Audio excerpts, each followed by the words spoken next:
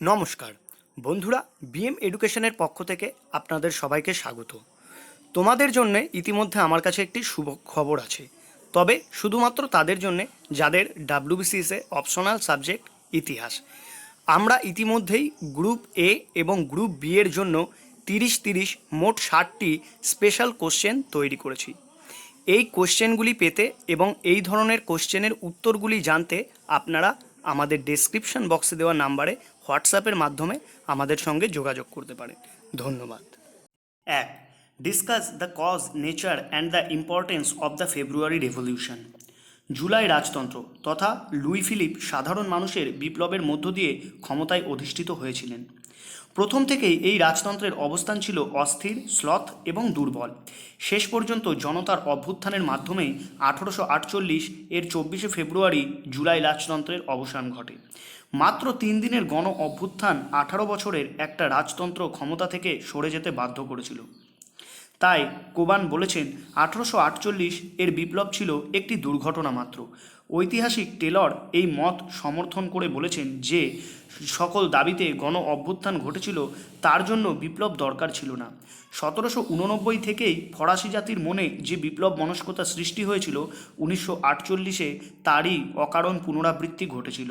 অর্থাৎ বিপ্লবের জন্যই বিপ্লব হয়েছিল। তবে কোনো কারণ ছাড়াই একটা গণ অভ্যুত্থান সংঘটিত হলো, এই তত্ত্ব ইতিহাসগতভাবে গ্রহণযোগ্য হতে পারে না। 1848 এর ফরাসি বিপ্লবের পশ্চাৎপটেও একাধিক উপাদানের সমন্বয় পাওয়া সম্ভব। গ্রেনভিল বলেছেন 1848 এর বিপ্লবকে নিছক দুর্ঘটনা ও আকস্মিক বলে উড়িয়ে দেওয়া যায় না। তিনি বুর্জোয়াদের অন্তর্দ্বন্দ্ব ও সাধারণ মানুষের প্রতি সরকারের উদাসীনতাকে বিপ্লবের অন্যতম উপাদান হিসেবে চিহ্নিত করেছেন।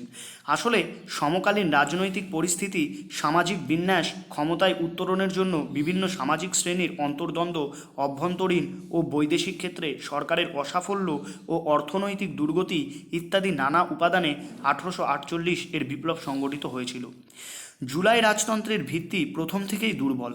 কোনো রাজনৈতিক গোষ্ঠী বা দল এই সরকারের প্রতি আস্থাশীল ছিল না। দক্ষিণপন্থী ন্যায্য অধিকারপন্থীরা মনে করতেন ফ্রান্সের সিংহাসনের প্রকৃত অধিকারী বুর্ব বংশ। বোনাপার্টপন্থীরা আবার ফ্রান্সের সিংহাসনে নেপোলিয়নের বংশের প্রতিনিধি ছাড়া অন্য কাউকে মেনে নিতে প্রস্তুত ছিলেন না। অপরদিকে প্রজাতন্ত্রীদের আশা ছিল রাজতন্ত্রের পরিবর্তে প্রজাতন্ত্র প্রতিষ্ঠিত করা, কিন্তু সরকার অর্থসামাজিক ন্যায় ও সাম্য প্রতিষ্ঠায় ব্যর্থ হয়। লুই ফিলিপের কিন্তু সরকার মাফ করবেন লুই ফিলিপের মধ্যপন্থী নীতি কার্যত কোনো দলকেই সন্তুষ্ট করতে পারেনি।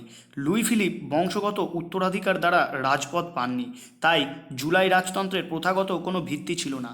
মুষ্টিমেয় কয়েকজন উচ্চ বোর্জোয়াকে তোষণ করে তিনি জাতীয় শাসক পদে আসীন থাকতে প্রয়াসী হয়েছিলেন।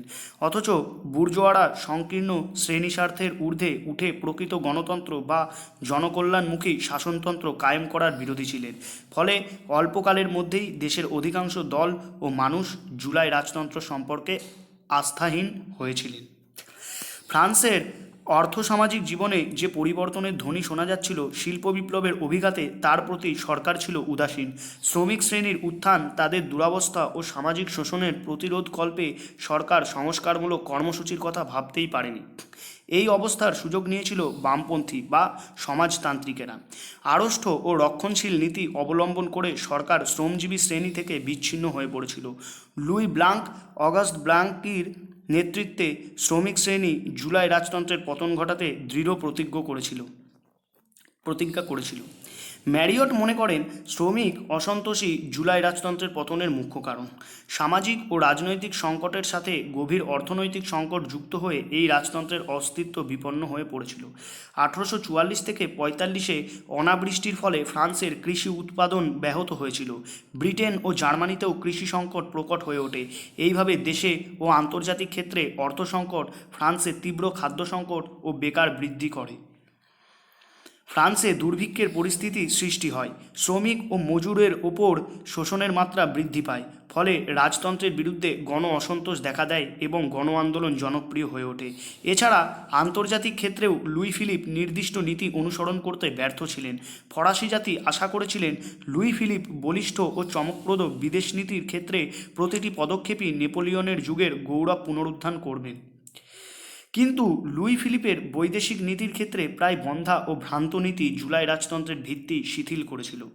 অভ্যন্তরীণ ও পররাষ্ট্রীয় ক্ষেত্রে ফিলিপ সরকারের ব্যর্থতা দেশকে দ্রুত গণবিপ্লবের দিকে এগিয়ে দিয়েছিল। থিয়ার্স, লা মার্টিন প্রমুখ ভোটাধিকার সম্প্রসারণ, জনমত প্রকাশের স্বাধীনতা ইত্যাদির দাবিতে জনমত গড়ে তুলতে তৎপর হন। এজন্য তারা সংস্কার ভোজসভার আয়োজন করে সংস্কারের সপক্ষে প্রচার চালাতে থাকেন। লুই ফিলিপ আগ্নেয়গিরির ওপর নিশ্চিন্তে বসে থেকে মন্তব্য করেছিলেন যে সংস্কারের আন্দোলন অন্ধ আবেগ ও শত্রুতা ছাড়া কিছুই নয়। ভোটাধিকার সম্প্রসারণের প্রশ্নে আগ্নেয়গিরিতে বিস্ফোরণ ঘটে। ভোজসভাগুলিতে সমবেত হতে থাকেন নানা মত ও স্তরের মানুষ। রাজতন্ত্রের সমর্থক কিন্তু তারা নীতির বিরোধী, রাজতন্ত্রের বিরোধী, বামপন্থী ছাত্র, শ্রমিক ইত্যাদি নানা শ্রেণীর মানুষের যোগদানে ভোজসভাগুলি মুখর হতে থাকে। অন্ধ সরকারের অদূরদর্শী প্রধানমন্ত্রী গিজো ভোজসভাগুলিকে বেআইনি ঘোষণা করে পরিস্থিতিকে আরও জটিল করে তোলেন। 1848 এর 22 ফেব্রুয়ারি বিশাল জনতা প্যারিসে সমবেত হয়ে সরকারি নীতির প্রতিবাদ জানায়। শ্রমিক শ্রেণী পথে পথে ব্যারিকেড তৈরি করে স্বাভাবিক জীবন অচল করে দিতে চেষ্টা করে।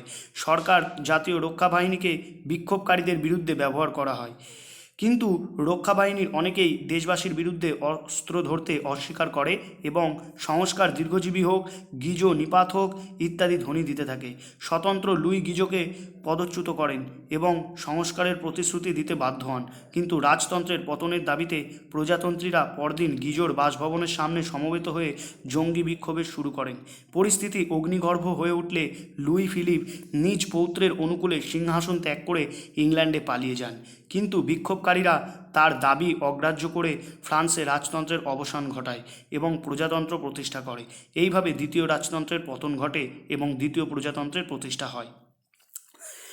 ফেব্রুয়ারি বিপ্লবের প্রকৃতি ও গুরুত্ব। ফ্রান্সে বিপ্লব ধারায় তৃতীয় ঘটনা ঘটেছিল ফেব্রুয়ারি বিপ্লব, অর্থাৎ 1848। তবে 1848 এর বিপ্লব 1789 ও 1830 এর বিপ্লব থেকে সম্পূর্ণ বিচ্ছিন্ন কোনো ঘটনা ছিল না। পূর্ববর্তী বিপ্লব দুটি মানুষের প্রত্যাশা পূরণ করতে পারেনি। 1789 স্বৈরাচারী রাজতন্ত্র ও পুরাতনতন্ত্রের বিশেষ অধিকার লোপ পেলেও বিপ্লবের অস্থিরতা দেশের সামাজিক বা রাজনৈতিক পরিবর্তনের সাথে তাল রেখে চলতে পারেনি। তাই নেপোলিয়নের হাত ঘুরে ফ্রান্সে পুনরায় স্বৈরাচারী রাজতন্ত্রের পুনঃপ্রতিষ্ঠা ঘটেছিল। সেই স্বৈরাচারের বিরুদ্ধে এসেছিল 1830 এর জুলাই বিপ্লব। এক্ষেত্রে স্বৈরাচারী রাজতন্ত্রের পরিবর্তে সাংবিধানিক রাজতন্ত্র প্রতিষ্ঠিত হয়, কিন্তু উচ্চ বুর্জোয়া শ্রেণীর আধিপত্য জুলাই রাজতন্ত্রকেও সার্বজনীনভাবে গ্রহণযোগ্য করতে পারেনি।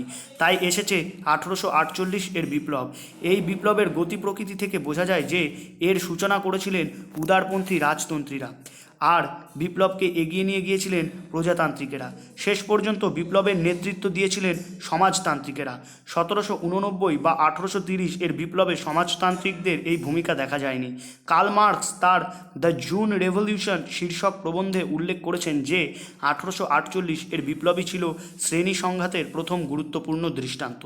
শেষ পর্যন্ত 1848 এর বিপ্লবও স্থায়ী হয়নি। সমাজতান্ত্রিকদের সাথে প্রজাতান্ত্রিকেরা তাদের ক্ষমতার দ্বন্দ্বের সুযোগে আবার ক্ষমতায় অধিষ্ঠিত হয়েছিল রাজতন্ত্র 1852 খ্রিস্টাব্দ। তথাপি 1848 এর বিপ্লবকে সম্পূর্ণভাবে নিষ্ফল বলা যায় না। তাৎক্ষণিক চাহিদা ও গণজাগরণের বার্তাবাহী হিসেবে ফেব্রুয়ারি বিপ্লবও ছিল গুরুত্বপূর্ণ। প্রথমত 1848 এর বিপ্লবের ফলে ফ্রান্সে রাজতন্ত্রের অবসান ঘটিয়ে ফ্রান্সকে প্রজাতান্ত্রিক দেশ হিসেবে ঘোষণা করা হয়েছিল। প্রজাতন্ত্রী নেতা লা মার্টিন এর নেতৃত্বে গঠিত হয়েছিল 10 সদস্য বিশিষ্ট সাময়িক সরকার। সমাজতন্ত্রী নেতা লুই ব্লাঙ্ক সহ তার দলের 3 জন সদস্য মন্ত্রিসভায় স্থান পেয়েছিলেন।